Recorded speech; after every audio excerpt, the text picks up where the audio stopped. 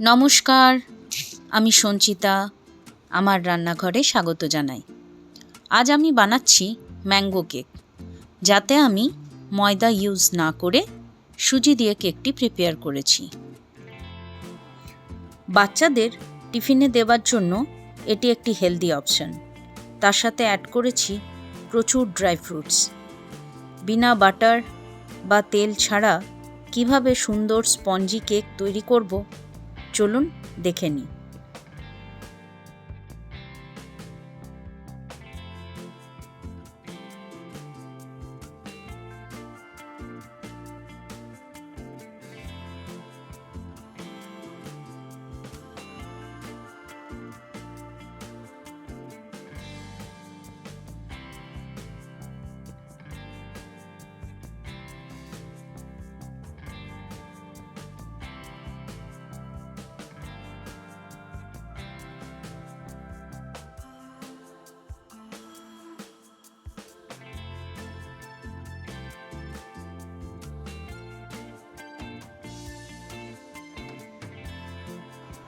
সুজি দিয়ে mango cake তৈরির জন্য যে যে উপকরণগুলো আমাদের লাগছে সেগুলো দেখে নিই। এখানে আমরা নিয়েছি কাজু, 2 বড় চামচের দুধ গুঁড়ো আর আমন্ড কুচি। নিয়েছি হাফ বাটি চিনি আর 1 বাটি ভর্তি সুজি। 2 আম নিয়েছি, 1 কাপ দুধ। এর সাথে নিয়েছি কেক বানানোর জন্য বেকিং পাউডার আর বেকিং সোডা।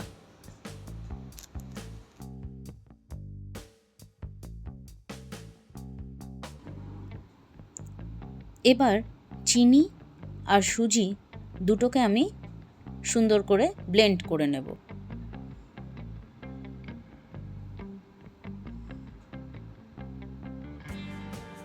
এটাকে ব্লেন্ড করে আমি একটা মসৃণ পাউডার তৈরি করব। ব্লেন্ড হয়ে গেছে।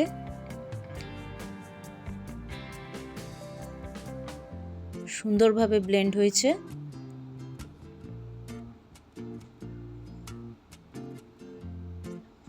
একদম পাউডারের মতো হয়েছে।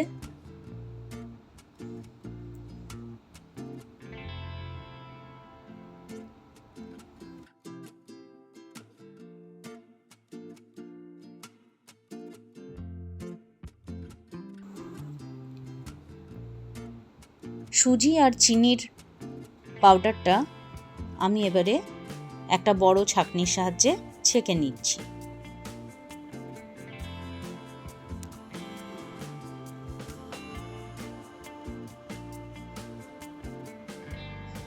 এটা ছাঁকা হয়ে গেলে এবারে আমগুলো আমি ছুলে রেডি করে নিচ্ছি।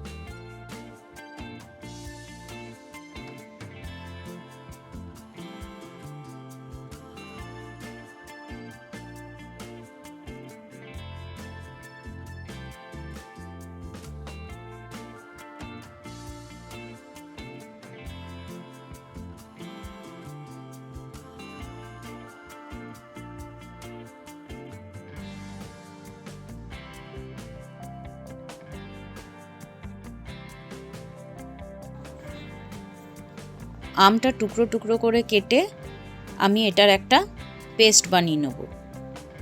আমের পেস্টটা যখন বানাবো তখন সেই মুহূর্তেই আমি তার সাথে একটু দুধ অ্যাড করে দেবো। দুধটা দিয়ে আমি সুন্দর করে আমের পেস্টটা তৈরি করে নিচ্ছি।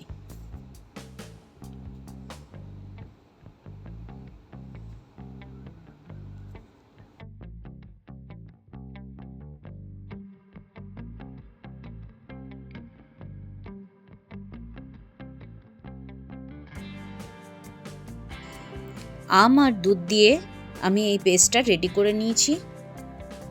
এরপর সুজি আর চিনির গুঁড়োর মধ্যে আমি আম আর দুধের পেস্টটা দিয়ে দিলাম।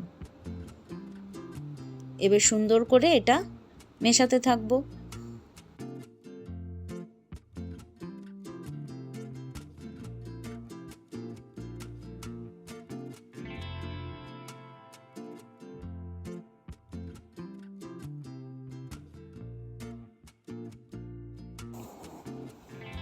এটা ভালোভাবে মেশানো হয়ে গেলে এরপর আমি অ্যাড করে দিচ্ছি গুঁড়ো দুধ,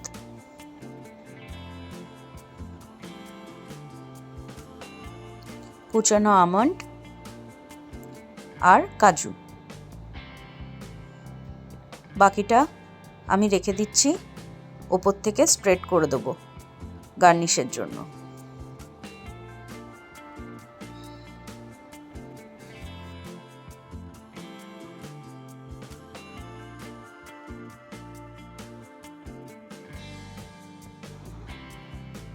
এরপর আমি অ্যাড করে দিচ্ছি বেকিং পাউডার।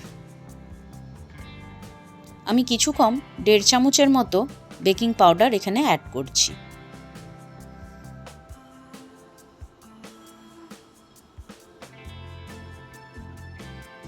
এবার দিয়ে দিচ্ছি বেকিং সোডা। বেকিং সোডাটা খুব অল্প পরিমাণে দেব, বাস এইটুকু দিলেই হয়ে যাবে।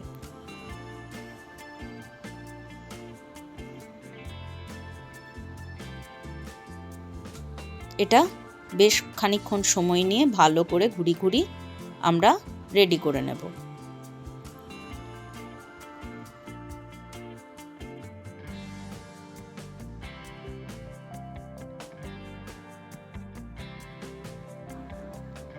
ব্যাটারটা তৈরি করে নিয়ে এবারে আমরা চলে এলাম কেক প্যানটা তৈরি করে নেব। এটার মধ্যে একটু তেল ছড়িয়ে আমি হাত দিয়ে ভালো করে তেলটা স্প্রেড করে দিচ্ছি।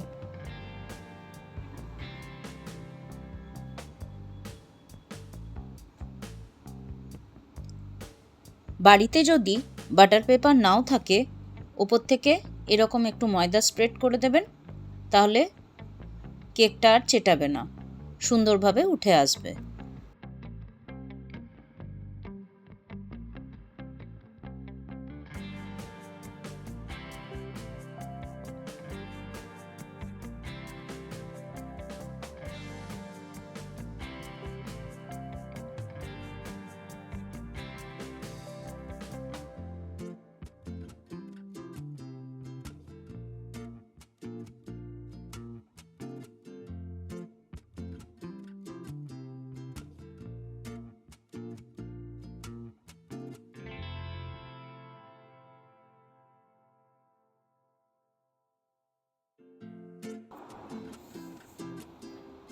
কেক প্যানের মধ্যে ব্যাটারটা দিয়ে এরপর একটু ট্যাপ ট্যাপ করে নিতে হবে, যাতে এয়ার বাবলগুলো ক্রিয়েট না হয়। এরপর ওপর থেকে আমি কাজু আর কুচনো আমন্ডগুলো দিয়ে সুন্দর করে সাজিয়ে দেব।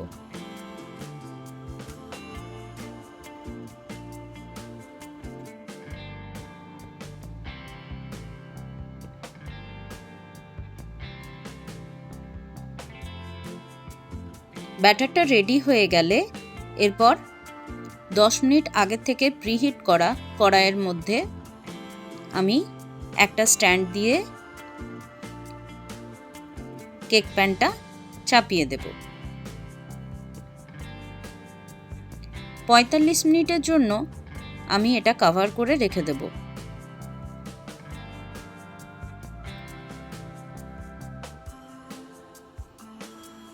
একদম গ্যাসটা লো হিটে রেখে দেব। 45 মিনিট পর আমরা এসে দেখব।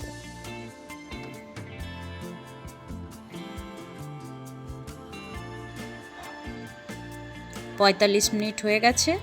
দেখুন, ওপর থেকে দেখে মনে হচ্ছে কেকটা প্রায় রেডি হয়ে গেছে।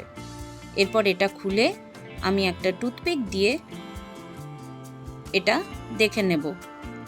যদি টুথপিকের গায়ে কেকের ব্যাটারটা লাগে তাহলে জানবো কেকটা রেডি হয়নি, কিন্তু 45 মিনিটই লাগে এই কেকটা রেডি হতে।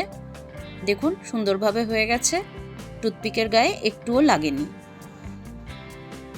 এই গরম কেকটা আমি কিছুক্ষণের জন্য কড়াই থেকে নামিয়ে ঠান্ডা হতে দেব। সঙ্গে সঙ্গে এটা ঢালার চেষ্টাও করব না।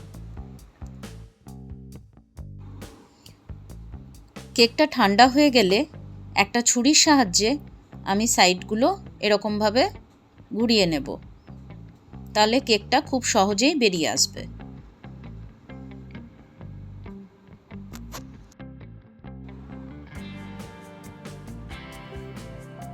কেকটা দেখুন রেডি হয়ে গেছে। খুব সহজেই কেকটা বেরিয়ে এলো।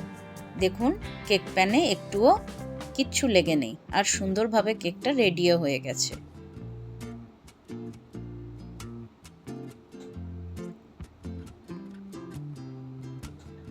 কেকটা আমার খুব নরম এবং স্পঞ্জি হয়েছে।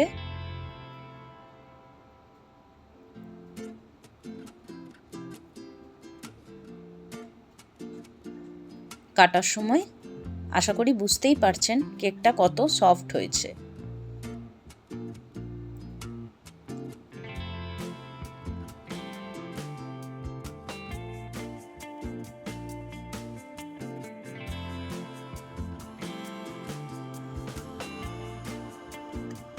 কেক বানানোর প্রসেসটা আপনাদের যদি ভালো লেগে থাকে তাহলে প্লিজ আমার চ্যানেলটাকে লাইক, কমেন্ট আর সাবস্ক্রাইব করে দেবেন, আর বেল আইকনটা প্রেস করতে ভুলবেন না কিন্তু, তাহলে আমার নতুন যে ভিডিওগুলো আসবে সেগুলো আপনাদের কাছে নোটিফিকেশন চলে যাবে। তাহলে আজকের মতো এখানেই বিদায় নিলাম। দেখা হবে আবার একটা নতুন রেসিপি নিয়ে। আজকের মতো টাটা।